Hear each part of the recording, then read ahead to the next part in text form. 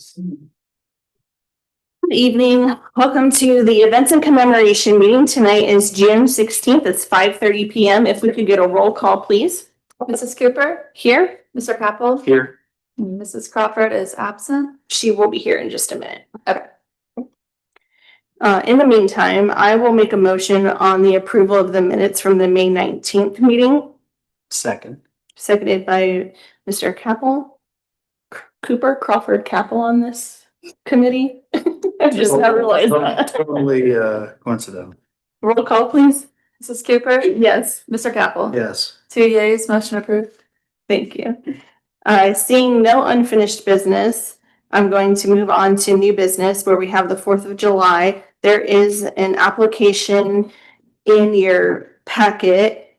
Daryl, do you want to start with some staff, or do you want to invite Mrs. Yeah, I mean, I'll here? just, I'll be brief, but invite, Miss Cindy Ernst, to the podium. Cindy, for those who, well, everybody, I'm sure, knows Cindy, right, with Civic Association. So in your packet, yes, we have the 4th of July celebration. Cindy can provide an update in terms of parade, and I just turned that on. So in terms of parade and the fireworks, display. So go for it. Great, thank you. Thank you for having me today. 4th of July will start off actually on Friday the 3rd. We'll have movies on the square. It's going to be hosted in Galena this year to help take off the pressure of the square as we are prepping for the parade. And so they'll have that down in Galena. It's going to be Captain America. And I apologize, I do not remember the sponsor right now. But Saturday morning will be the parade, the lineup, the parade route. Everything is the same as it has been for numerous years now. And so we had a great meeting today with emergency services, and we kind of got a plan and confirmed what we needed. The biggest thing is that we need the support during the when people haul in the mornings. It gets a little chaotic at pressure points. And so we addressed all that today, and we're excited. We are having any vet who will participate to be the grand marshals. We have a freedom train and a train from Hartford Fair that we can house little vets to sit in, and so we can honor them as grand marshals. And we will be having retired officer Stephen Alexander. He'll be driving the police cruiser to start the parade, so we're super excited to honor people. And nothing going on afterwards, then the break. And then at 6 o'clock, events will happen up at the middle school. There'll be a kids zone that's sponsored by Bright City Church and Thousand Butterflies, and they'll have the foam. It's gonna be more bubbles. It's gonna be red, white, and blue. And then there'll be food trucks as well. And this year we went with a different company called American Fireworks. We're super excited. They have a very cool digital display. They have music that's preset to the program, so that will be exciting to see as well. And what else? Am I missing anything from the meeting? No, but that's a good point. I'd forgotten, yeah, that the new vendor has that sort of digital show attached to the fireworks this year. I hadn't mentioned that too. So Yeah, so it's pretty Digital like a drone show, or digital like on a screen? digital, like they have prep the music. So maybe I'm not using it right. Yeah, maybe I should. Musical. Yeah, accompaniment. They'll have a Yeah, so they'll play it, which I would love to figure out. Back in COVID, we had a transistor radio. I'm trying to figure out how we could connect that where people outside of the school property could listen within a mile radius if our stores work. It's been in storage for years now, so that would be ideal if we could get that. It'd be pretty cool so people can see it. But you think if you're on the square, or excuse me, if you're on the school property, you'll be able to hear the music. I think it's pretty loud. And we have a trash company that's been hired. We got a nice contract negotiated between that and Sizzle. And so they will be taking care of a lot of the trash issues on the night of the event. And then the Civic does secure a sports team from the high school to come do trash the next morning. So it's tidy. Yeah, and so maybe from the city's perspective, just a few other pieces. So we'll position the digital signs, the road signs, let people know a week in advance that a parade is coming. The road will be closed for a certain period of time. I think we're also going to, like we did last year, with some signs on the school grounds about no fireworks, see if we can't tamp down, what people are doing on the school grounds when the event is occurring out there. The goal here is to keep the traffic off of Cherry Street and parked I cars. see that the road Columbus. will be closed. Yeah, Columbus and Cherry. Similar to what we did last year, I think that kind of helped make it a little bit more visible and safe. Still think there's more that we can do to kind of encourage kids to stay back, but we'll see about that. The service team will do what they've done in the past in terms of cordoning off the fireworks area, make sure that it's safe. We'll get the police out to support as Cindy had indicated, early in the morning when they're loading in for the parade. We were a little late in getting our police department down at that intersection last year, so we're committed to getting them there sooner to help with just the traffic congestion that happens in that area, and there's a lot for sure. Because you have the drop off is down. No, the police have always said they want the drop off at the top of Let's. So what we do is we leave people at Let's, they turn downhill, they come past the old intermediate, they go to the circle, and we have registration there, but you can drop off your kiddos, circle back and go back out. And so people just don't pay attention to directions. They all come at the same time. We try to load people in as early as we can. That way you get the floats in, and then kids come around 8:30, because it's a long time to be standing out in the sun. And so I do not have confirmation on what bands are coming still, but typically we have 1 to 2 bands from this community and 1 from OMPG typically. So it's a lot of moving parts, a lot of people. The best, most helpful thing we can do is if we all can try to get the word out to sign up for volunteers. Whether people want to stand in their position if they have watched the parade for 50 years, that's fine. Can you just put a vest on and stand in, so it's one of those things, we don't want to take people away from their families, just throw a vest on and stand and help kids. Because again, safety is our number one thing, and we just don't, we can make this happen still, but we need the volunteers, we need people to help with the behind the scenes. A little chaotic, it's just a parade, and when it hits the street it's magical and it's the best parade, and so we want to keep it going, but we have to have volunteers as we grow, because it continues to grow and people saturate. And so we want to help the red vest, help I know last year it really helped the emergency services not have so much pressure on the corners, that they saw that people were kind of dispersed along the routes on both sides. So I think that was really effective. People noticed it. We just need more people to come forward and help. So there's lots of opportunities for people to volunteer. Yeah, same route as last year for the parade, so no change there. I was going to say something else about our police department, but I've forgotten service department.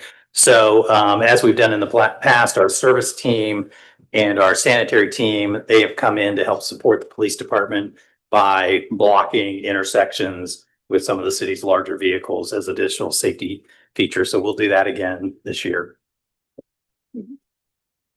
Remind me, down at the high school or the middle school, do you bring in porta potties? Yes, we have about 15 up there now. Last year, there was a little incident in the evening time at the stadium porta potty, so we will not be having those opened this year. And we feel like having porta potties will be a safer, easier thing to deal with versus what happened. There's a little incident in the bathroom and we had to shut it down completely. So I probably will get them open for the parade time, because there's a lot of kids and bands that are right there at that sidewalk. But other than that, they won't be using them during the evening events. It's just too chaotic.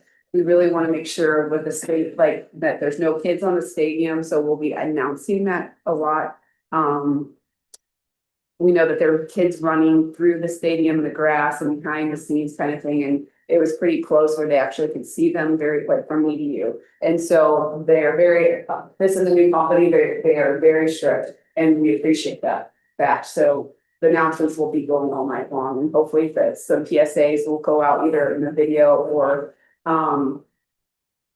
digital. Yeah, we'll do some messaging around, some Facebook messaging, but with some images that Chantria will help us put together with, just the rules or the, kind of the guidelines, safety guidelines, what have you. So maybe a couple of different ways to approach that is Cindy had indicated that if you remember last year, there was a temporary pause in the fireworks because of, I think People- about a 20-minute. delay. Yeah. So, From kids getting on the field. yes. Yep. So, I think I misunderstood you. Can you tell me when the bathrooms will be open? I will probably just have them open during the parade month. And then have them closed. And then what about during the fun? Just have the outhouses up there. What outhouses are at the middle school? The porta johns up. Oh, just the ones that they already. The porta johns. We have a company that brings them. Okay, so you will have porta potties in the evening. Okay, yeah, I misunderstood that. Yep. Okay.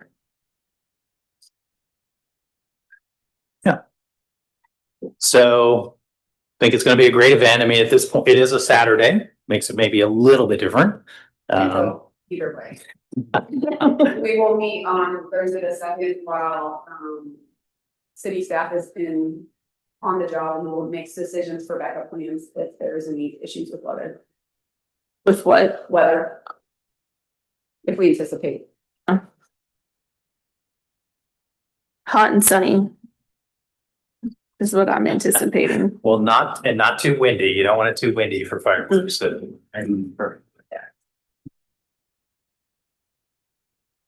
Yeah, so, and maybe, I know Cindy, you and I and the mayor and the city, both cities, talked a little bit about the fireworks. So we do recognize this is America 250. We want to do what we can to make sure that this event is bigger and better than prior years. I know there's been a little bit of chatter about whether or not that is the case. I think you feel pretty confident that it is the case. So maybe just a little more about. Sure, this company has done, they're doing like 300 shows that day. They're coming from Gahanna. I think the setup and the process is a lot more efficient than the other company. So we're excited about that. They worked really hard to get this contract, and we told them it had to be more than apples to apples. It has to be better. So they understand the mission. And so we're looking forward to just trying a new company, and that it should be up in the sky. You should be pretty visible for people. And that's why I think the transition with radio would be kind of cool if we can figure that out. So people can hear it, whether they're at Kroger parking lot or by Big One Apparel or, you know, at Pee-wee's, that people go everywhere to watch it. We're starting to get more other communities or townships involved in realizing that we put on a really good show. So we're excited to keep getting the attention that we're getting, and we're hoping that this is a good. So they'll be set off in the same spot as normal, and there, we don't anticipate any changes of where people are allowed to No, sit or drive or. we wanted to, this company had done a thorough job of surveying the grounds that they wanted. They wanted to move the location. The school declined that because of the new roof they put on one of the buildings, which is fine. And so they really looked at a lot of options, and or today, actually, they've kind of reconfigured the show because of the sizes of the mortars and the safety distances and stuff like that. So yeah, and we've been able to up the price with the show too, so that was helpful. We had help from you guys, thank you very much, and from some other donors that were obtained, so it should be a good show. So. Okay, looking forward to it. Anything from the committee? Any questions? I expect to see a 250 in the air. All right, and then you That would be very cool. guys have any other civic questions for the summer stuff while I'm here? Yeah, so we'll come back and talk about Sizzle in more detail next month, but yeah, if there's anything else you guys are up to that you got questions about. Not off the top of my head. We've had Jillian here talking about other stuff, so I think and she told us about movies on the square and stuff, so.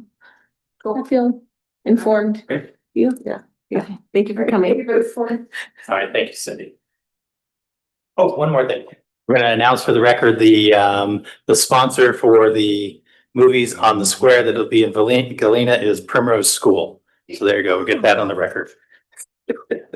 And there will be a parade. You might show up at Oh, what sighting? eight minutes. Oh, okay.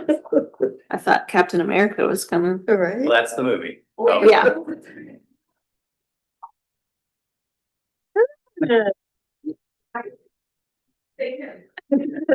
I'll give you Damon's number.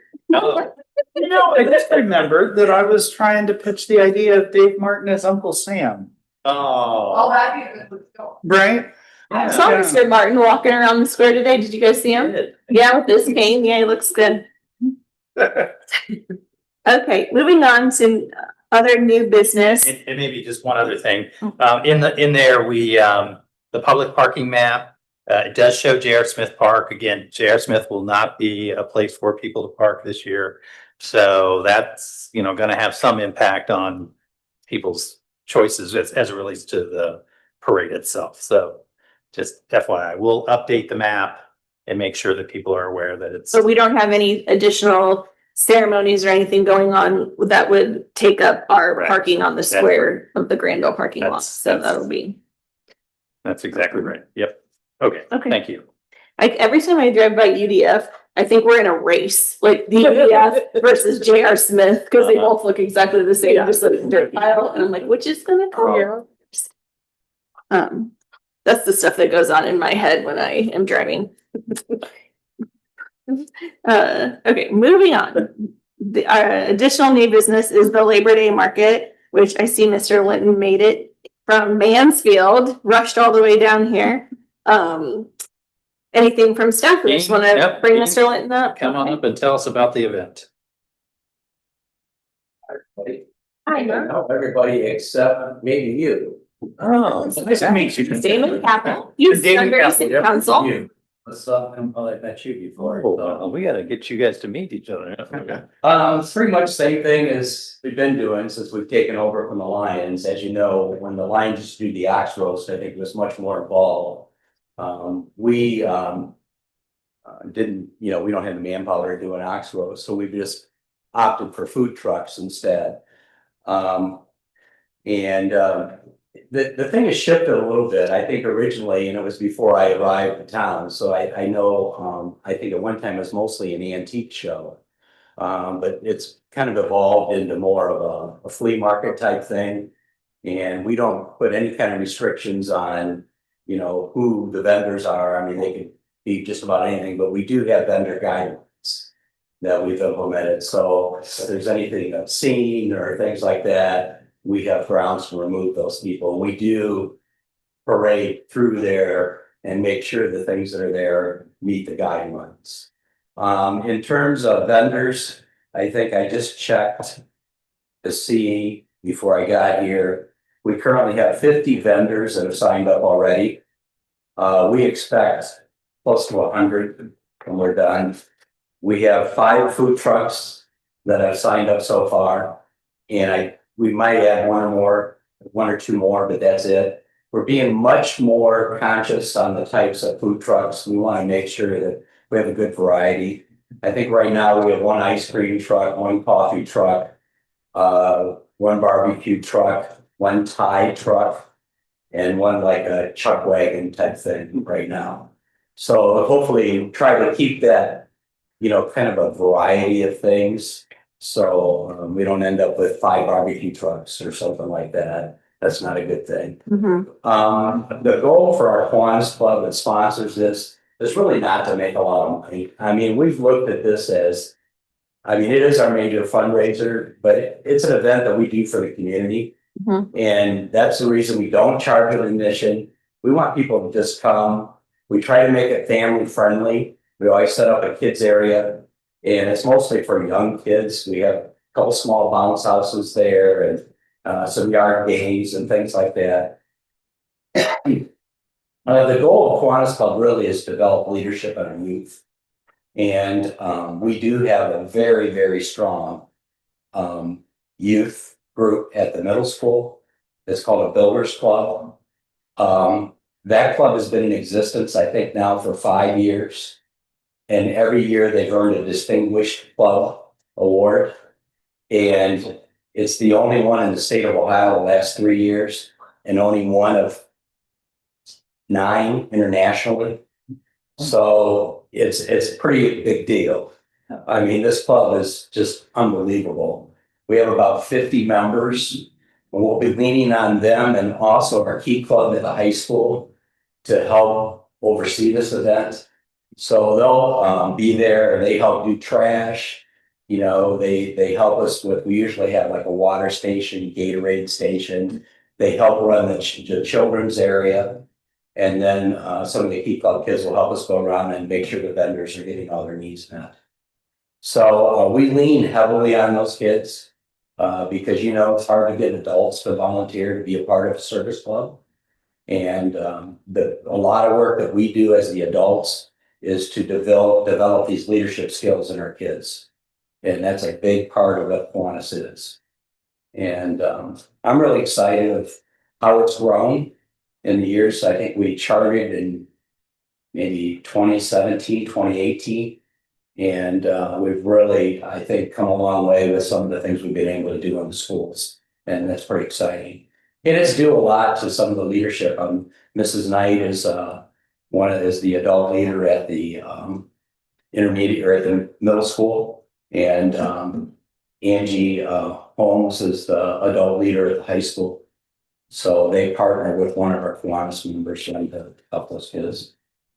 So I guess with that, I'll be quiet and answer what questions you have. Well, I have a question about Kiwanis. I was just curious, do your kids meet during school? The Key Club Key and, Club, yeah, Key Club, Builders Club meets the first and third Wednesday right after school. And they go to about 3 o'clock, so it's about 2:10, 2:15 to 3 o'clock. And it's a fun thing to watch those meetings. I mean, I've been around and so I've seen, and those kids earned that award. But do any of you know John Fox? John is the person that runs the Ace Hardwares. Okay. And John's in the Kiwanis Club and I go to Florida for 2 months in the winter. So, you know, I'm not there with the Builders Club. So John volunteered to go in, you know.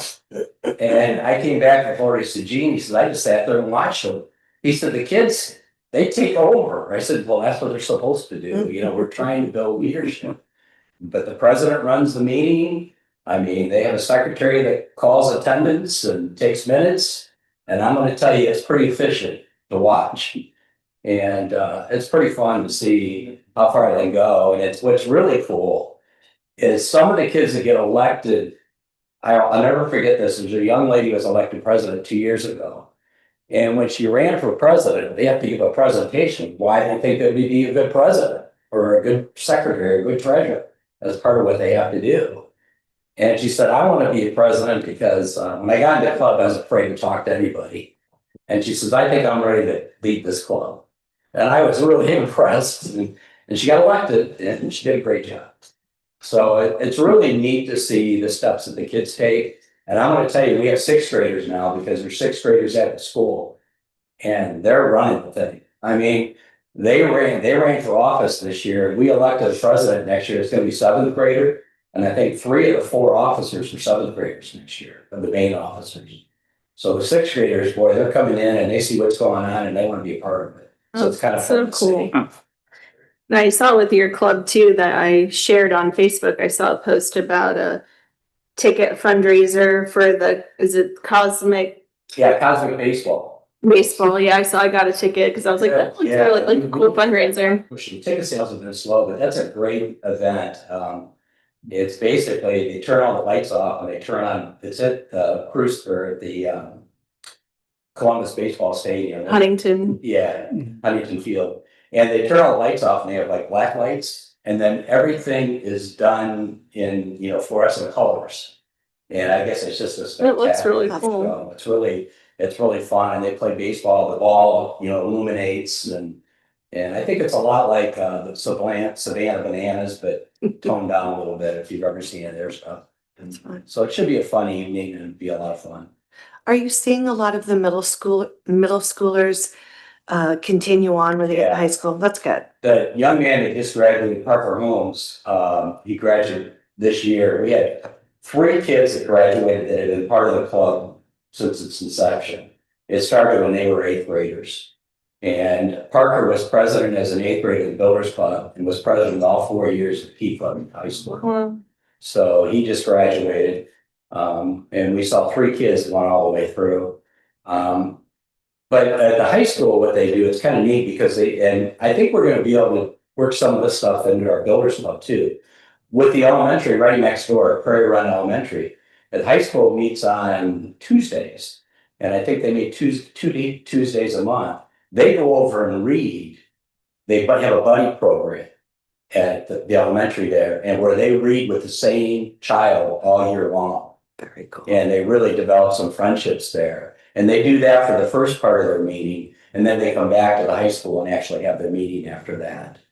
So that's kind of a neat program they've developed and really gotten into. It's awesome. Mhm. Dale, are we going to have a America 250 booth set up at the Labor Day? Oh, boy, great question. I'll talk to Gene about getting that in place. Yep. And we've done some, and I don't know if you've seen them or not, we did some 250 yard signs. They're available at Ace Hardware. So if anyone wants those. Okay. Yeah, we would, and I think we'd be willing to donate you the booth space. That's fine if you want to do a 250 booth. Like I said, we view this as really, it's a partnership with the city to provide something for the people to do. Mhm. That's what really, and we make a little money, but it's okay. Someone has to run it, and you guys have been gracious enough to run it, and I know the whole community appreciates it. Yeah, and it's been a fun event. If the weather holds, I mean, that's always the key. 'Cause we do it rain or shine, and if the weather holds, it usually turns out to be a pretty good event. Same as in the past, we'll set up the porta potties. We'll have those brought in, and we'll be policing the ground. If you guys, in the past have always had the dumpster, that's great help for us, and we'll make sure that we get all the trash emptied into the dumpsters. And I don't know, I haven't talked to the city crew, but I think they should have been pretty pleased, because I always come back after the evening, after the last vendors are gone, just to make sure that everything pretty much is made it into the cans or into the dumpster. So. And it's only Granville Street that you're asking to be Just- closed. Just Granville. And if we can have the parking signs up there early so people don't park. What we do sometimes, we did this last year, once the food vendors get in here and that, if there are some parking spaces, we'll have some of our vendors park there because they're not coming and going, and that frees up more parking around then for everybody else if the vendors park there.